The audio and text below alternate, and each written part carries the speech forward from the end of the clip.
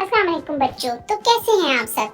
तो बच्चों, इस वीडियो में हम चंद बातें सीखेंगे हज के बारे में कि हज क्या है। लोग हज करने कहाँ जाते हैं? तो बच्चों, लोग हज करने के लिए सऊदीया के शहर मक्का में जाते हैं। हज कौन करते हैं?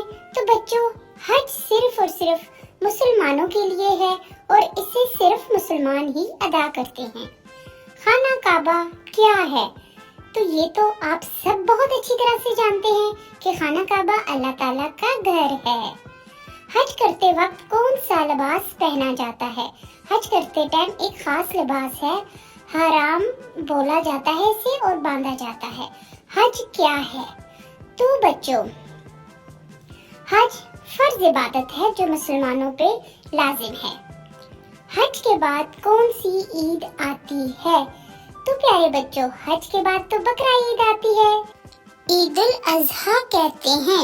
जिंदगी में कितनी मर्तबा हज फर्ज है? तो प्यारे बच्चों, जिंदगी में हज सिर्फ एक ही मर्तबा फर्ज है। हज किस महीने किया जाता है?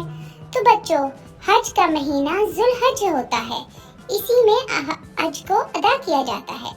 हज करने वाले को क्या कहते हैं? तो हज करने वालों को माशाल्लाह से हाजी कहा जाता है। क्या हज की तरह उम्रा भी फर्ज है? नहीं बच्चों, हज तो एक दफा फर्ज है लेकिन उम्रा फर्ज नहीं है। तो आप किसे कहते हैं? खाना काबा के गिर्द 7 चक्कर लगाने को तवाफ कहते हैं। आबे जमजम क्या होता है?